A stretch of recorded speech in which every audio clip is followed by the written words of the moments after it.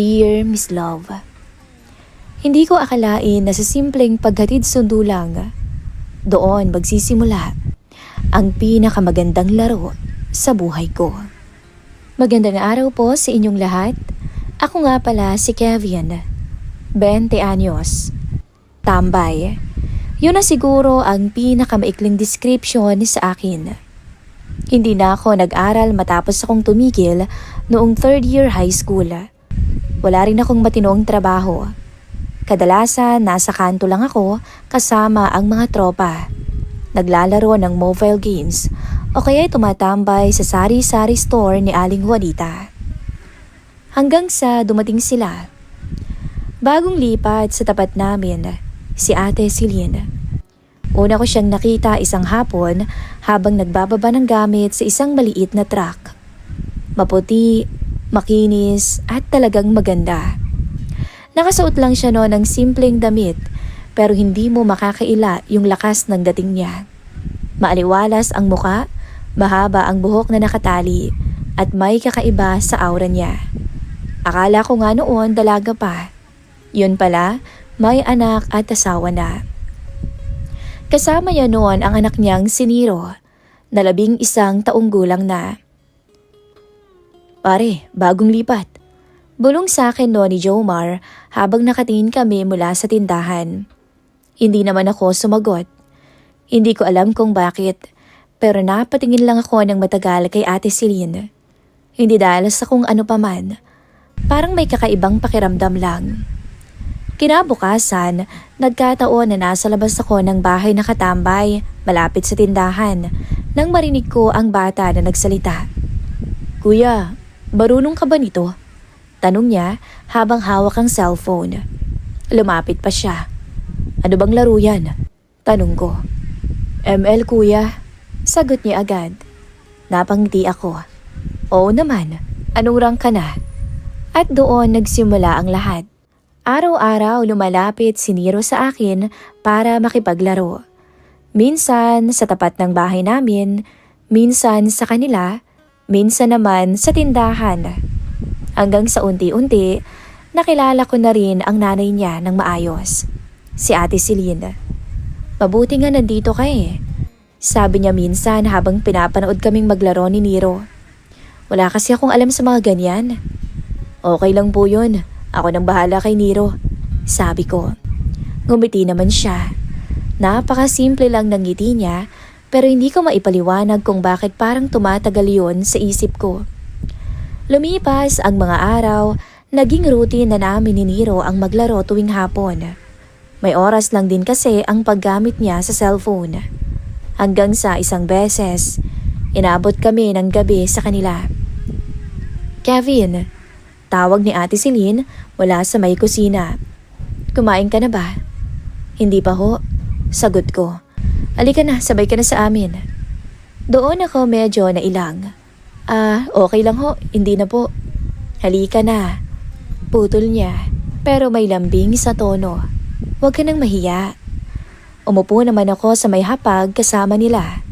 Simple lang naman ang ulam. Pritong isda at gulay. Pero ewan ko ba, parang ang sarap kumain. Lalo na't maganda ang kaharap mo. Habang kumakain kami, napansin ko yung katahimikan niya. Siya nga ho pala, Ate Celine. Nasaan ho ang asawa ninyo? Tanong ko bigla. Saglit siyang tumigil sa pagkain. Wala siya eh. OFW sa Saudi. Tumango ako. Kaya ho pala. Sanay na rin, sabi pa niya. Pero may bahid ng lungkot ang mga mata. Hindi ko na tinuloy yung usapan. Pero simula noon, parang mas naging maingat ako sa kanya. Isang umaga, habang nasa labas ako, nakita ko siyang may inaayos sa tricycle nila. Lumapit naman ako. Ate Celine, may problema po? Kevin, sabi niya. Hindi ko kasi alam paano to gamitin eh. Tiningnan ko naman yung tricycle. Ayos naman at mukhang hindi naman sira. Hindi ko alam kung saan ako kumuha ng lakas ng loob, pero bigla akong nagsalita. Marunong naman akong mag-drive ate. Napatingin siya sa akin. Talaga? Oo naman, kung gusto niyo eh. Warm up ko na lang to pag pumupunta ako dito para hindi naman masira. Para pagdating ng asawa niyo maayos pa. Sayang naman kasi kung ititenga lang dito at hindi rin naman gagamitin. Saglit siyang natahimik, parang nag-iisip. Tapos ngumiti. Kung gusto mo naman, edi ikaw na lang ang maghatid sundo kay Nero. Parang natigilan ako. Ho? Babayaran kita. Dagdag niya. Kesa naman nakatambay lang yung tricycle, di ba? At least magagamit mo pa. Kung may pupuntahan ka, pwede mo lang hiramin. Hindi ko agad alam ang isasagot.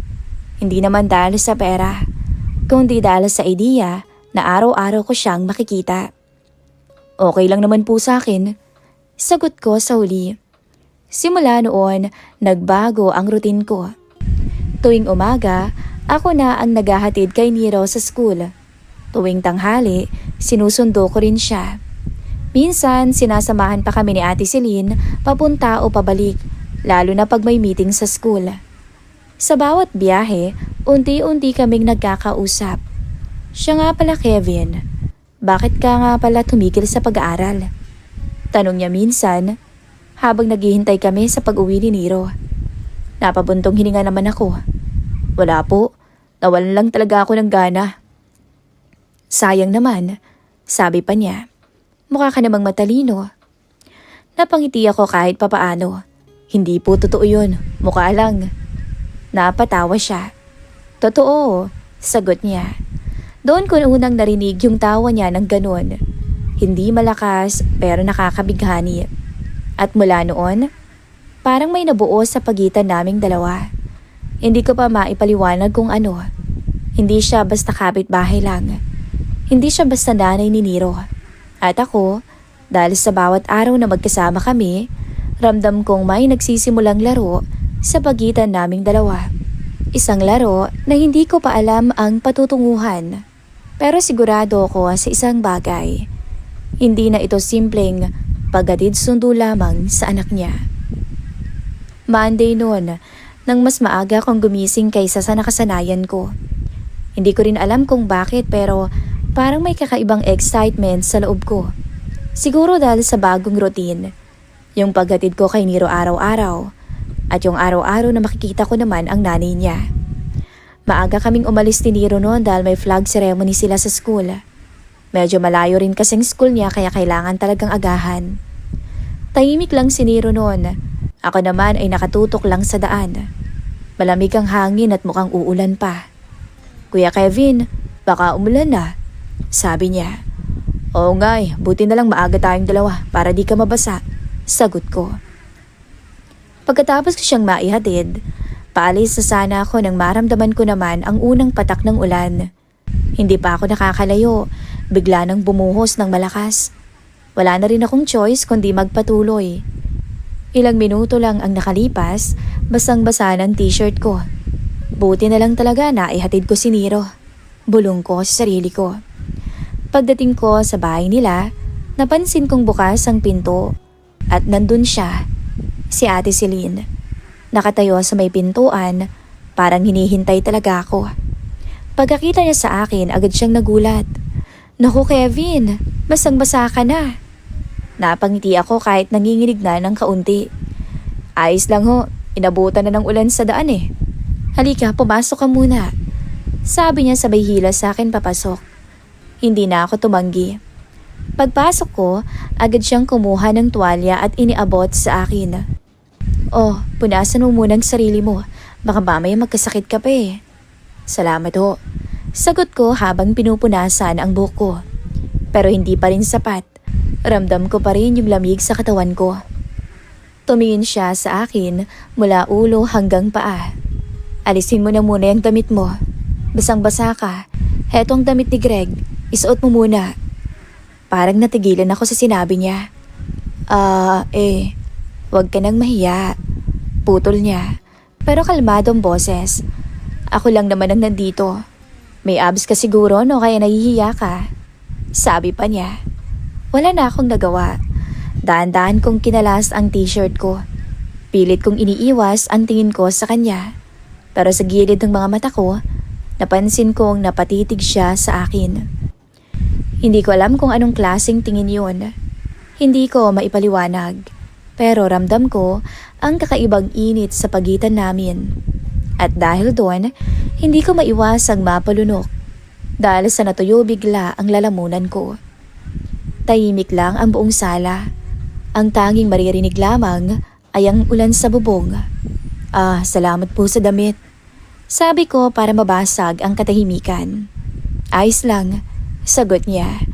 Pero hindi pa rin niya inaalis ang tingin niya. Doon nagsimula yung kakaibang pakiramdam. Hindi na lang basta awkward. May halong tensyon na hindi ko maintindihan. Kape ka muna, sabi niya bigla. Sabay talikod papunta sa may kusina. Maaga pa naman. Napabuntong hininga ko ng kaunti. Sige ho. Umupo ako sa may mesa habang pinapanood siyang magtimpla ng kape. Simple lang ang kilos niya pero hindi ko maiwasang mapatingin sa kanya. Lalo na sa suot niya noon. Iba na yung pakiramdam ko sa kanya ngayon. Pagbalik niya, nilapag niya ang kape sa may harap ko. Salamat Ate Celine. Saglit kaming natahimik habang umiinom. Hanggang sa ako na rin ang nagbukas ng usapan. Siya nga pala ate, ilang taon na po ba si Kuya Greg sa abroad? Tukoy ko sa kanyang mister. Sandali siyang tumigil bago sumagot. Nasa 3 taon na rin. Hindi pa po siya umuwi. Umiling siya. Hindi pa eh. Tumango naman ako. Hindi ko alam kung bakit pero parang may gusto pa akong itanong. Kung ganun 3 taon na pala kayong... Naputol ang sasabihin ko. Napatingin siya bigla sa akin. Na ano? Bigla tuloy akong nailang at nahiya. Wala ho.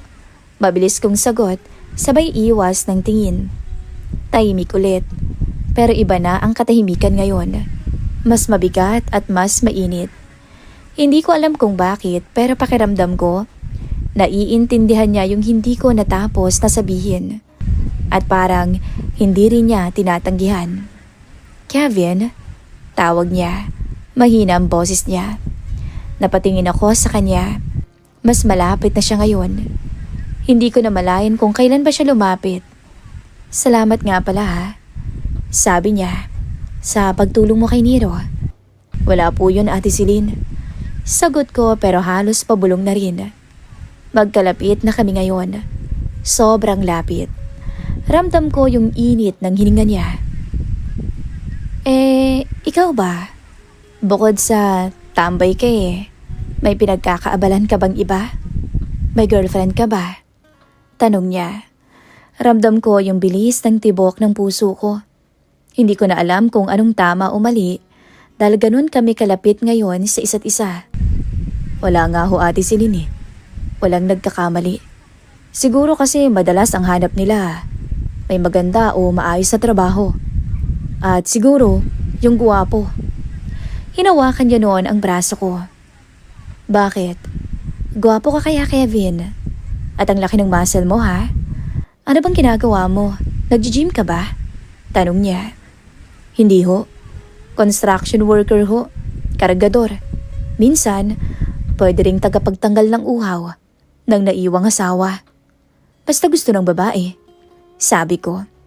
Hindi ko alam ba't ko nasasabi ang mga yon. Basta ang alam ko lang noon, hindi ko mapigilan ng sarili ko, Miss Love. Kung ganoon, pwede ka palang magtrabaho sa akin habang walang asawa ko, no? Biro pa niya. Oo naman, basta tawagin mo lang ako kung may ipapatrabaho ka sa akin. Talaga? Okay, sige, sabi niya. Tapos doon ako nagulat. Kasi bigla niyang hinalikan ang labi ko. Hindi na ako nagpakipot noon, Miss Love. Palay nang lumalapit sa manok, kaya sinunggaban ko na. Hindi ko makakalimutan ang nangyari sa amin. Dahil iba pa rin talaga pag ang nakakasalo mo sa kama ay isang sabik na asawa. Lalo na yung may asawang nasa abroad o kaya naman asawa ng seaman. Sila ang mga babaeng sabik.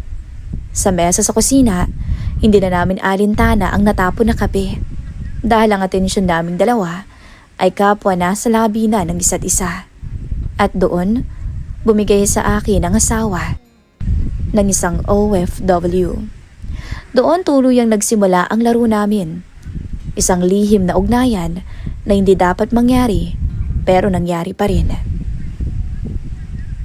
Sabado noon, bandang hapon na. Nasa sala kami ni Nero, parehong tutok sa cellphone habang naglalaro ng online games. Halos magkatabi lang kami. At tuwang-tuwa siya tuwing nananalo kami. "Kuya Kevin, ang galing mo talaga!" Sigaw niya habang tumatawa. Napangiti ako. "Ikaw kaya, ang galing-galing mo na rin maglaro ah." Ganito na halos lagi ang eksena namin tuwing weekend. Para na akong kuya niya, o mas higit pa nga roon. Habang abala kami, napansin kong dumaan si Ate Celine mula sa may kusina. Saglit siyang tumigil at tumingin sa amin. "Kevin," tawag niya. "Po, ate?" Sagot ko. Hindi inaalis ang tingin sa screen. "May ipapatrabaho pala ako sa'yo mamayang gabi ha." Doon na ako napatingin sa kanya. Ganun ho ba?" Tanong ko. Tumango siya na may bahagyang ngiti sa labi. "Kahit mga 9:00 ka na pumunta, para tulog na rin si Nero." Hindi ko napigilang mapangiti. "Ganun ba? O sige Ate Celine, ako nang bahala." Hindi na niya ako sinagot pagkatapos. Tumalikod na lang siya at naglakad papunta sa kwarto. Pero sapat na yon, o sapat na yung tingin na yon para maintindihan ko. Buong hapon, kahit naglalaro kami ni Nero, aminado akong lutang na ako. Paulit-ulit kasi sa isip ko yung sinabi ni Ate Celine. Eksaktong 9:00 ng gabi. Nandun na ako sa harap ng bahay nila. Tahimik na ang kapaligiran. Ilang ilaw na lang ang bukas sa loob nila. Dahan-dahan akong kumatok. Ilang segundo lang bumukas ang pinto. Siya agad ang bumungad sa akin. "Pasok ka na," mahina pa niyang sabi. Pagpasok ko, sinigurado muna niyang sarado ang pinto. Tahimik ang buong bahay. Wala ni isang ingay mula sa kwarto ni Nero. Gumagawa na siya ng assignment kanina pero pinatulog ko na rin kaagad. Paliwanag pa niya. Tumango lang ako. Hindi ko na alam kung anong sasabihin ko kasi hindi na rin naman kailangan ng salita. Muli, bumalik yung pakiramdam na una kong naramdaman nung araw na umuulan. Yung tahimik pero mabigat na tensyon sa pagitan naming dalawa ni Ate Celine. Magkalapit kaming dalawa. Hindi na kami nagpaligoy-ligoy pa. Agad naming sinunggaban ang labi ng isa't isa. At pagkatapos lamang ng ilang minuto, naabot namin ang sukdulan. At sa gabing iyon, lalo lang naming pinili na manatili sa kung anumang meron sa pagitan namin. Walang salitaan, pero malinaw ang larong nagaganap. Kinabukasan, nagising na ako sa sarili kong kama. Napatingin ako sa kisame. Sandali akong natahimik. Parang hindi pa rin nagsisingkin sa akin ang lahat. Parang panaginip, pero alam kong hindi. Dahil ramdam ko pa rin yung bigat ng nangyari kagabi. Napabangon ako. Napangiti ng bahagya pero may halong kaba. Ano ba to? Bulong ko pa sa sarili ko. Bandang tanghali, habang nakatambay ako sa labas, biglang sumulpot si Nero. "Kuya Kevin, tara, laro na tayo." Napangiti naman ako. "O sige, tara." Pagpasok ko sa bahay nila, narinig ko agad ang boses ni Ate Celine mula sa loob. May kausap siya, parang may ka-video call. "Oh, andito pala si Kevin eh." Narinig ko pang sabi niya. Napahinto ako sa may pintuan nila. Mahal, siya nga pala si Kevin, yung kapitbahay natin dito. Siya yung sinasabi ko sa'yo, yung naghahatid sundo kay Nero sa school." Doon ko siya unang nakita. Si Greg, ang asawa ni Ate Celine. Nasa screen ng cellphone, balbas sarado, mukhang matangkad at malaki ang katawan. Kahit sa video call lang, ramdam ko yung presensya niya. Ganun ba? Salamat Kevin ha?" Sabi nito. Napakamot naman ako sa ulo. Wala pong anuman yun. Hindi ko alam kung bakit pero bigla akong kinabahan. Habang nakatingin ako sa kanya, may kung anong pumasok agad sa isip ko. Paano kaya kung malaman niya bigla? Ano kayang mangyayari sa akin? Napaisip ulit ako. Sa itsura pa lang niya, parang kayang-kaya niya akong durugin ah. Napailing na lang ako ng bahagya at napangiti sa sarili ko. Grabe ka naman mag-isip, Kevin. Bulong ko na lang sa sarili ko. Pero kahit pilit kong tinatawanan, hindi ko maikakaila. May takot din akong nararamdaman. Lumipas ang araw, dumating ang Monday. Balik ulit sa routine. Hatid kay Niro sa umaga, sundo sa hapon. Pero iba na ngayon. Sa bawat tinginan namin ni Ate Celine, may lihim na kaming alam. Isang bagay na kami lang ang may hawak.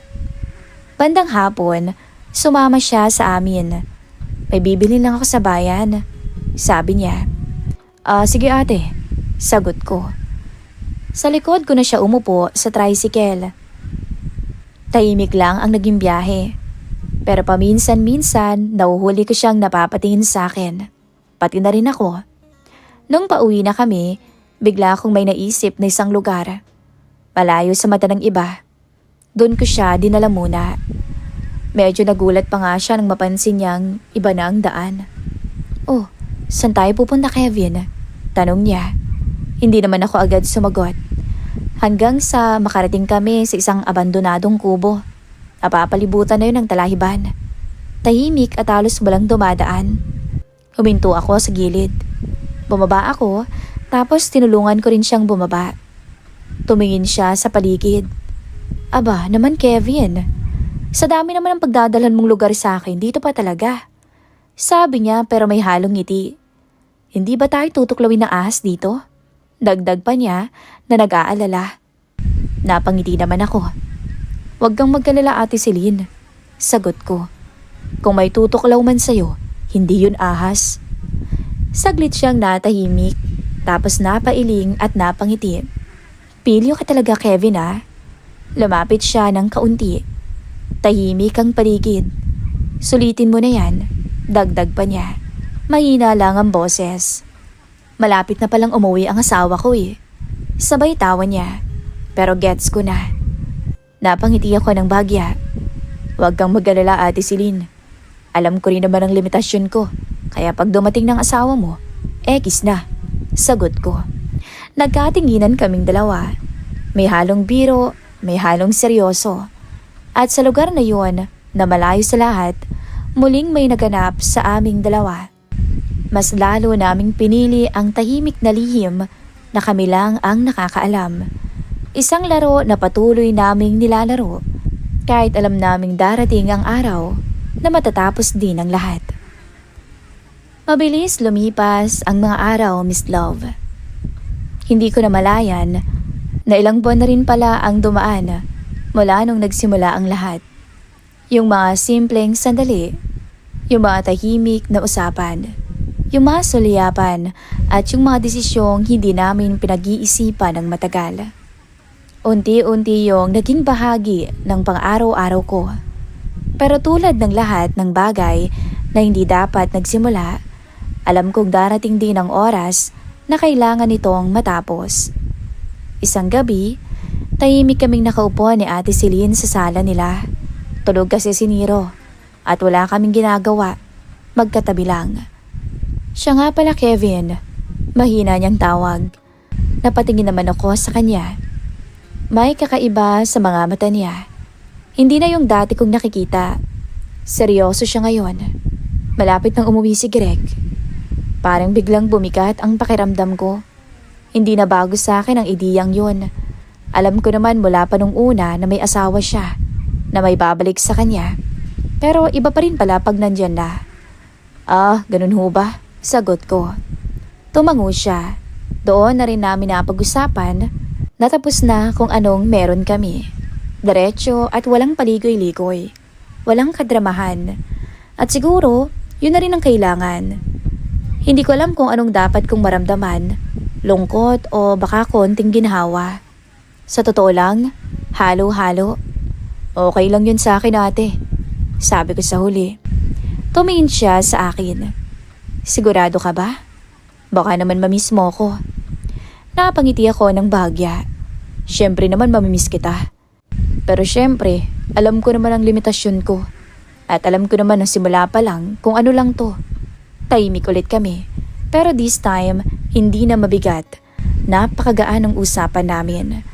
Para bang may unti-unting nagiging malinaw sa pagitan namin. Salamat ha, sabi pa niya. Para saan naman? Tanong ko. Sa lahat, sagot niya. Hindi na ako sumagot kasi alam ko hindi na kailangan. Dumating yung araw na umuwi si Kuya Greg. Nandun ako nun sa labas, nakatambay lang, nang may humintong sasakyan sa tapat ng bahay nila. Bumaba siya.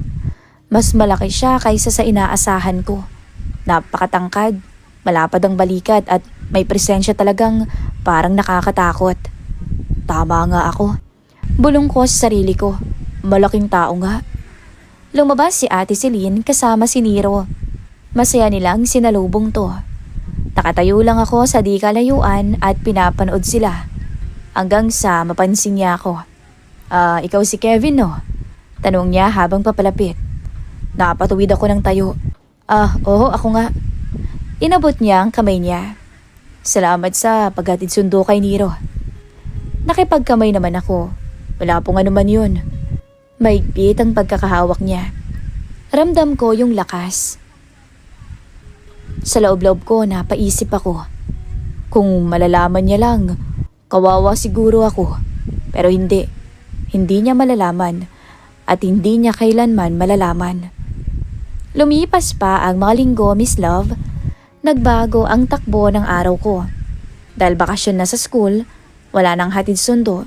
Pero paminsan-minsan, tumatambay pa rin naman ako sa kanila. Pareho pa rin ng dati. Naglalaro kami ni Nero, nagkukwentuhan, nagtatawanan. Wala namang nagbago. Si Ate Celine, ganun pa rin naman ang pakikitungo sa akin. Maayos at magaan. Pero wala na yung mga sulyapan. Wala na yung mga sandaling tahimik pero may ibig sabihin.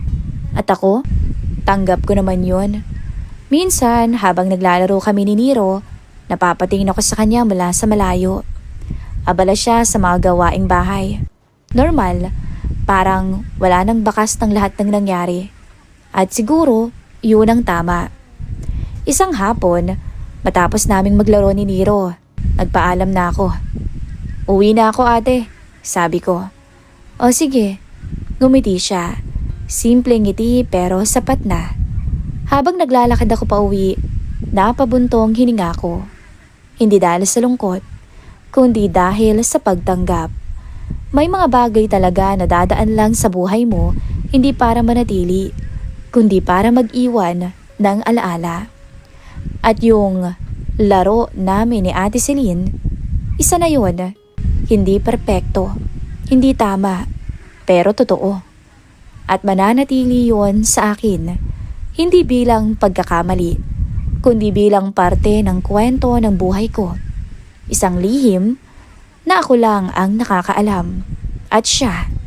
At kahit gaano pa katagal ang lumipas, hindi na yun mabubura sa alaala ko. Tahimik ko na lamang tong dadalhin habang buhay. Ito po ang aking kwento ng karanasan. Hanggang dito na lamang po. Muli, ako po si Kevin. Maraming salamat Miss Love sa pag-share ng aking kwento ng buhay.